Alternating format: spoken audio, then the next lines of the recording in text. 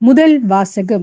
திருத்தூதர் பணி அதிகாரம் 22, திருவசனங்கள் 3 முதல் 16 வரை. நான் ஒரு யூதன், சிலிசியாவில் உள்ள தர்சு நகரத்தில் பிறந்தவன். ஆனால் இந்த எருசலேம் நகரில் வளர்க்கப்பட்டவன். காமாலியலின் காலடியில் அமர்ந்து நம் தந்தையரின் திருச்சட்டங்களில் நுட்பமாக பயிற்சி பெற்றவன். நீங்கள் அனைவரும் இன்று கடவுள் மீது ஆர்வம் கொண்டுள்ளது போன்று நானும் கொண்டிருந்தேன். கிறிஸ்தவ நெறியை சேர்ந்த ஆண்களையும் பெண்களையும் கட்டி சிறையில் அடைத்தேன். சாகும் வரை அவர்களை துன்புறுத்தினேன். தலைமை குருவும் மூப்பர் சங்கத்தாரும் இதற்கு சாட்சி. இவர்களிடமிருந்து தமஸ்கு நகரில் உள்ள சகோதரர்களுக்கு கடிதங்களை பெற்றுக்கொண்டு அங்குள்ள கிறிஸ்தவர்களை கட்டி எருசலேமுக்கு கொண்டு வந்து தண்டிப்பதற்காக அங்கு சென்றேன். நான் புறப்பட்டு தமஸ்கு நகரை நெருங்கிய போது நண்பகல் நேரத்தில் திடீரென வானத்திலிருந்து ஒரு பேரொளி என்னை சூழ்ந்து வீசியது. நான் தரையில் விழுந்தேன். அப்பொழுது, சவுலே, சவுலே, நீ ஏன் என்னை துன்புறுத்துகிறாய் என்ற குரலை கேட்டேன். அப்போதுதான், ஆண்டவரே, நீர் யார் என்று கேட்டேன். அவர், நீ துன்புறுத்தும் நாசரேத் இயேசு நானே என்றார். என்னோடு இருந்தவர்கள் ஒளியை கண்டார்கள், ஆனால் என்னோடு பேசியவரது குரலை கேட்கவில்லை. ஆண்டவரே, நான் என்ன செய்ய வேண்டும் என்று நான் கேட்க, ஆண்டவர் என்னை நோக்கி, நீ எழுந்து தமஸ்குக்கு செல்.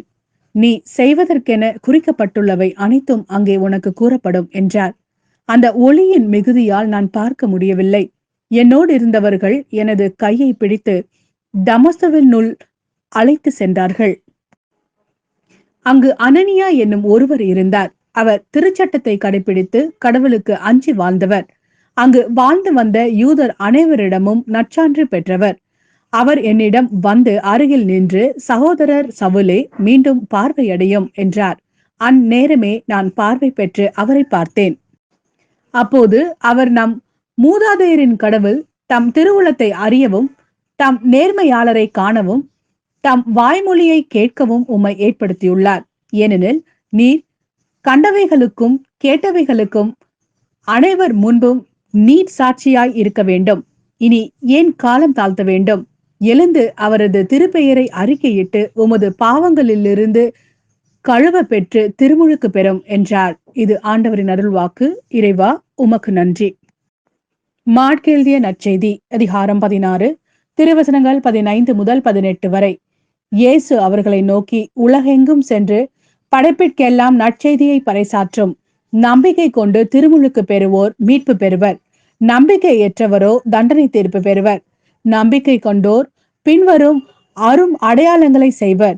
அவர்கள் என் பெயரால் பேய்களை ஓட்டுவர், புதிய மொழிகளை பேசுவர், பாம்புகளை தம் கையால் பிடிப்பர், கொல்லும் நஞ்சை குடித்தாலும் அது அவர்களுக்கு தீங்கு இழைக்காது. அவர்கள் உடல் நலமற்றோர் மீது கைகளை வைக்க அவர்கள் குணமடைவர் என்று கூறினார்.